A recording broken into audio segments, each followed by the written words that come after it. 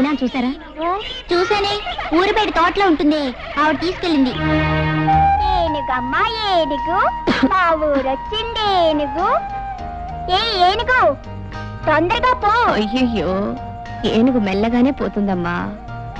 అయితే నువ్వేనుగు కాదు, గుర్రం. తొందరగా పో. అలాగా. మీనా ఇలా ఎందుకు ఆ రోజు బండి నుంచి ఆలస్యంగా వస్తున్నావు? ఎన్నాళ్ళ నుంచి నాతో అబద్ధాలు చెప్తున్నావు? చెల్లాయ్, నేనే తీసుకొచ్చాను. నన్ను అలా పిలవకు. నీ చేత అలా పిలిపించుకోవడం కంటే చావడం మేలు. నువ్వు చేసిన సిగ్గుమాలిన పనికి మా పరువు పోయింది, మా మురళి ప్రాణం పోయింది. ఇంకా ఎవరిని సాధిద్దామని, ఎవరి బ్రతుకు నాశనం చేద్దామని ఈ ఊరొచ్చా. చెల్లాయ్ నోర్మే, నేను నా భర్తతో హాయిగా కాపురం చేసుకుంటుంటే చూడలేక ఏదో రకంగా నా సంసారంలో చిచ్చు పెట్టాలని వచ్చా, అవునా? 2 రోజులు ఈ పసిదాంతో నువ్వు స్నేహం చేసావో లేదో అప్పుడే అది అబద్ధాలు చెప్తుంది. కాదు, నువ్వు చెప్పిస్తున్నావు. దీన్ని కూడా నీలా తయారు చేద్దామనా? తప్పు చేసిన వాళ్ళు ఏం చేసినా, ఏం మాట్లాడినా తప్పుగానే ఉంటుంది. కనీసం నిన్ను చెల్లాయిని పిలవడానికి కూడా నోచుకోలేదమ్మా నేను. జీవితంలో అన్నీ పోగొట్టుకొని అందరికీ దూరమై కుమిలిపోయి బ్రతుకుతున్నానమ్మా. నీ కాపురం చెడగొట్టేంత శక్తి నాలో ఉంటే నా బ్రతుకిలా తగలడదమ్మా. నా కన్న బిడ్డని కళ్ళారా చూసుకొని బ్రతుకుదామని వచ్చాను, అంతేగాని నువ్వేం చెప్పక్కర్లేదు. నువ్వే ఉద్దేశంతో ఈ ఊరొచ్చావో నాకు తెలుసు.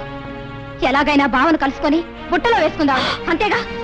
చూడు, బావుతో నువ్వు మాట్లాడావని తెలిస్తే మరుక్షణం నువ్వు చూసేది నా శవాన్నే.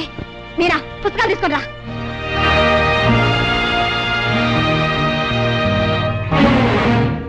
చిన్నపిల్లలకి ఎవరి కడుపున పుట్టానన్నది తెలియదు, ఎవరి ప్రేమ పంచుకుంటున్నానన్నదే తెలుస్తుంది. వాళ్ళనే అమ్మ అని పిలుస్తారు, గుర్తుంచుకో. మీనా నా కూతురు.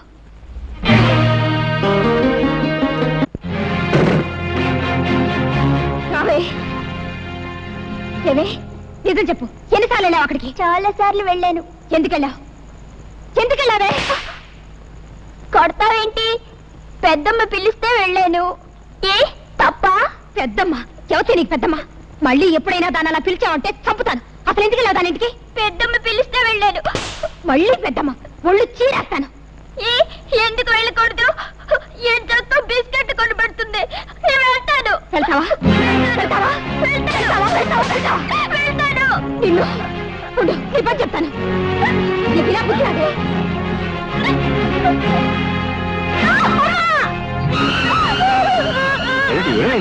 చూడదా, ఇది దొంగతనంగా రోజు ఆ శనిగ్రహం ఇంటికి వెళ్తోంది. వెళ్ళొద్దంటే వెళ్ళలేదు, అందుకే వాత పెట్టాను. నువ్వు అసలు ఆడతానేనా? పసిబిడ్డ తెలియజేస్తే దానికి ఎంత పని చేస్తావా? అవునులే, నీకన్నా బిడ్డ అయితేగా. బావా, ఎంత మాట్లాడినావు బావా?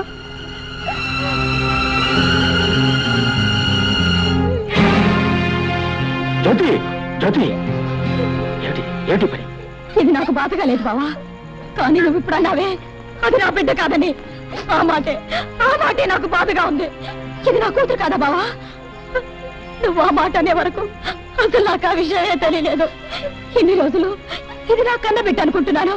ఏ బావా, ఇది తప్పు చేస్తే శిక్షించే అధికారం నాకు లేదా? చెప్పు బావా, చెప్పు.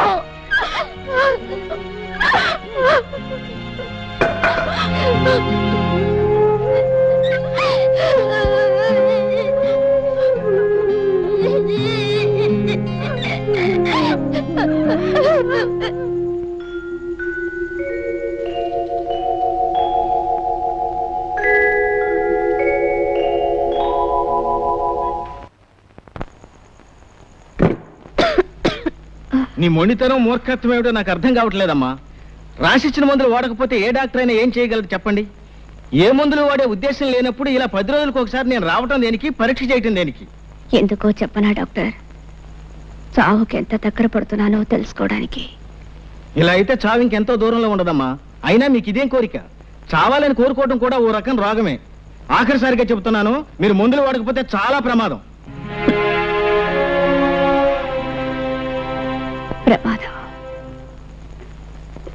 నమస్కారం నరసింహ. ఓ డాక్టర్ గారా, కూర్చోండి. ఏమిటి విశేషాలు? మీ పెద్దమ్మాయి జానకి పరిస్థితి చాలా ప్రమాదంగా ఉంది.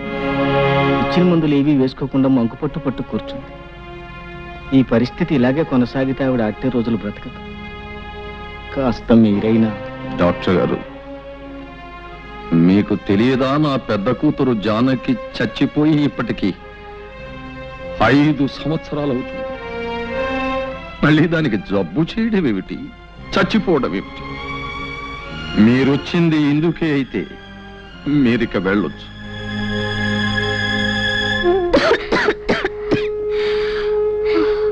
ఏమిటి ఏమిటి ఇది? ఇన్నాళ్ళు నిన్ను చూసే వెళ్ళలేకపోయినా కనీసం దగ్గరలో ఉన్నావన్న తృప్తితో ఉన్నాను. నువ్విలా ఆరోగ్యం పాడు చేసుకుని. అమ్మా, నిజంగా నా మీద కోపం లేదా అమ్మా? కడుపు చించుకు పుట్టిన బిడ్డలు తప్పు చేస్తే కన్న వాళ్ళకుండేది కోపం కాదమ్మా, కడుపు కోత. అమ్మా, ఇన్నాళ్ళు ఊరి చివర నేను ఒంటరిగా బ్రతికింది ఎందుకో తెలుసా? ఎప్పటికైనా నువ్వు దయదలిచి నా దగ్గరకు వస్తే ఓ నిజం చెబుదామని. ఏమిటమ్మా అది?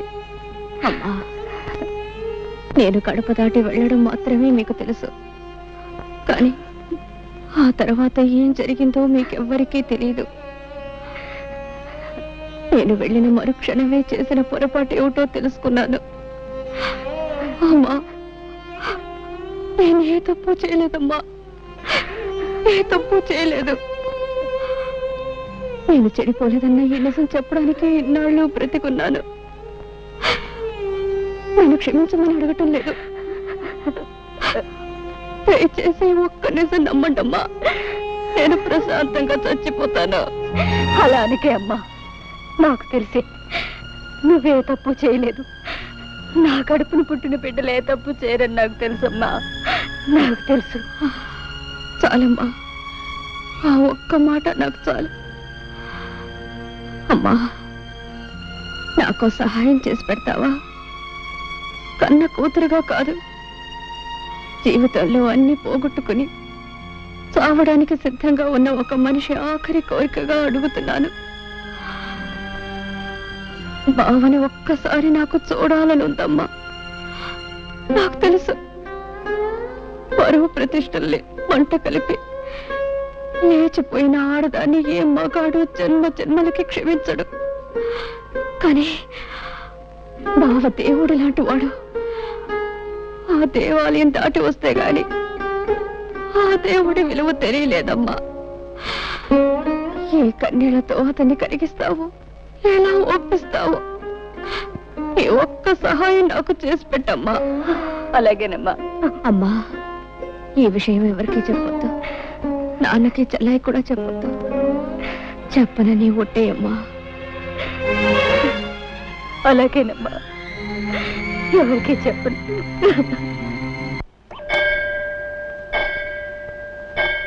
అత్తయ్య, మాట్లాడాలన్నావట? నేను చెప్పే విషయం ఎవరికి తెలియకూడదు బాబు, అందుకే ఇక్కడికి రమ్మన్నాను. ఏమిటత్తయ్య అంత తెలియకుండా విషయం? అదే అదే నీకు ఎలా చెప్పాలో తెలియటం లేదు బాబు. అదేంటత్తయ్య, నేనేం పరాయి మనిషినా? నా దగ్గర సందేహం ఎందుకు, చెప్పు. నేను రాత్రి జానకి దగ్గరికి వెళ్ళాను బాబు. బాబు, ఒక్క మాట విని వెళ్ళు. కన్న బిడ్డ చావు బ్రతుకుల్లో ఉంటే కడుపు తీపి చంపుకోలేక కడసారిగా దాన్ని కళ్ళారా చూద్దామని వెళ్ళాను. ఈ తల్లి చేసింది తప్పనుకుంటే వెళ్ళు. జీవితంలో తొలిసారి అమ్మా అని పిలిచిన బిడ్డ మీద కన్న తల్లిగా కాస్త దయా జాలి చూపించటం న్యాయం కాదనుకుంటే వెళ్ళు బాబు, వెళ్ళు. అది నా చేతులు పట్టుకుని ఏడ్చింది. గడప దాటి బయటికి వెళ్ళినా నేనే తప్పు చేయలేదమ్మా అని పిచ్చి దానిలా మొత్తుకుంది. బావ కట్టిన తాళి శ్రీరామ రక్ష నన్ను కాపాడిందని కూడా చెప్పుకుంది. బాబు, నిన్నొక్కసారి చూడాలని ప్రాధేయపడింది. బావనొక్కసారి పంపించమ్మా అని నాకు కాళ్ళు పట్టుకుని ఏడ్చింది బాబు. దాన్ని చూస్తే నా గుండెలు తరుక్కుపోయాయి. ఏ తల్లికి ఇలాంటి పరిస్థితి రాకూడదు. తల్లిగా కంటే ఓ ఆడదానిగా ఎక్కువ ఏడుస్తున్నాను బాబు. జరిగిన దాన్ని బట్టి నిన్ను దాని దగ్గరికి వెళ్ళమనడం తప్పే కావచ్చు, కానీ నువ్వు మంచివాడివని దయగలవాడివని నిన్ను అడుగుతున్నాను. చావు బ్రతుకుల మధ్య ముగిసిలాడుతున్న దాని చివరి ఆశ నెరవేర్చు బాబు. ఆ పిచ్చి దాన్ని ఒక్కసారి చూసిరా. చిన్నవాడివైనా నీకు చేతులెత్తి మొక్కుతాను బాబు. అత్తయ్య, నా మాట కాదనుకు బాబు. అలాగే తప్పకుండా వెళ్ళి చూసి వస్తాను. చాలా సంతోషం బాబు, చాలా సంతోషం. నువ్వు ఇంటికెళ్ళు.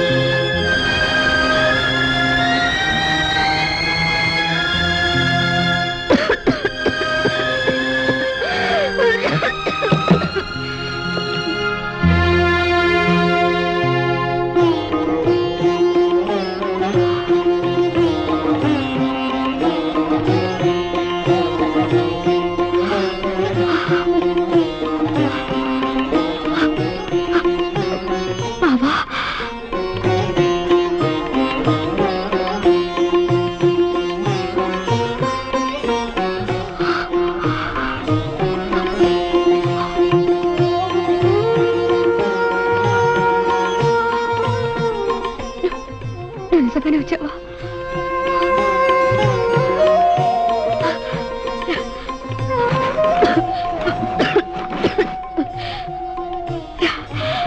కూర్చో బాబా. బాబా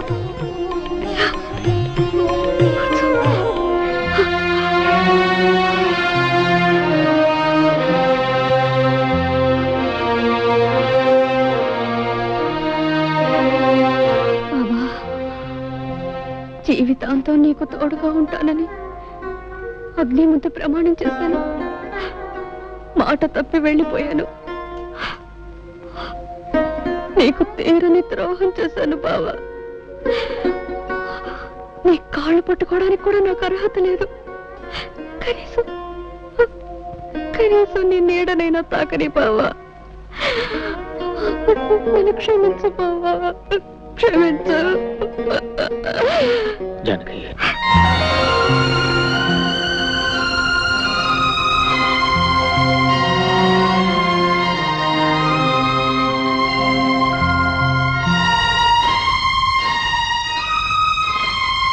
బావా,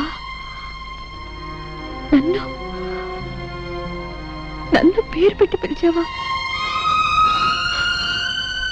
ఒక్కసారి నన్ను అలా పిలు బావా. జానకి, చాలు బావా, చాలు. మళ్ళీ నీ నోటితో అలా పిలిపించుకుంటాను అనుకోలేదు. జానకి,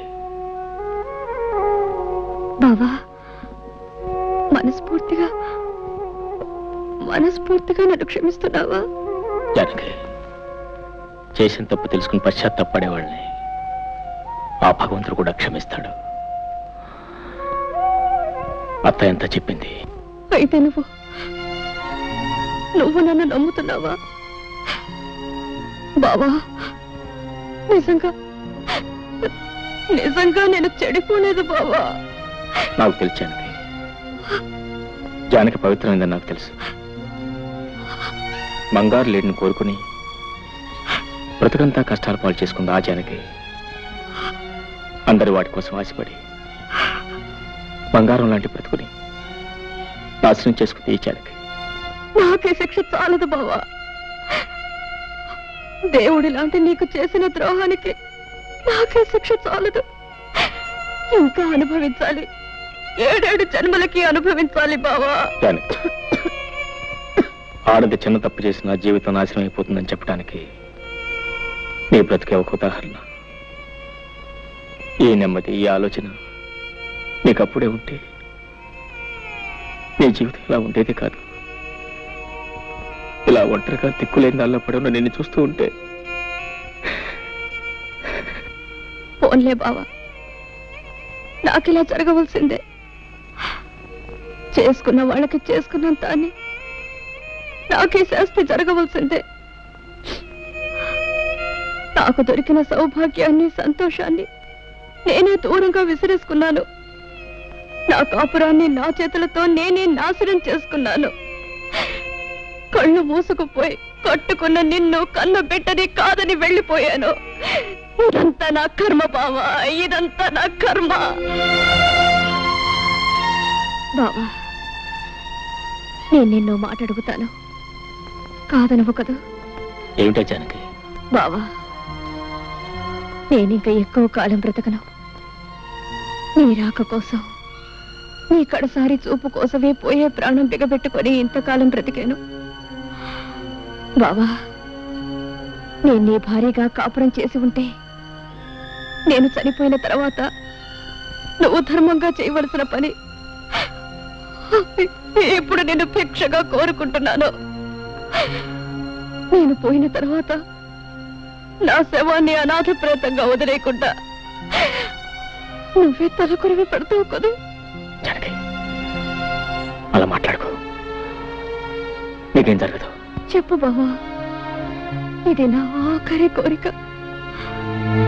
చేస్తానని చెప్పవు, ఈ ఒక్క వరం ఇవ్వవు. అలాగే జానకి, ఎన్ని అడ్డంకులు వచ్చిన నీ ఆఖరి కోరిక తప్పకుండా నెరవేరుస్తాను. చాలు బావా, చాలు. ఇక నేను సుఖంగా చచ్చిపోతాను. అలా అనకు జానకి, నీకేం కాదు, నీకేం కాదు. వెళ్ళొస్తాను.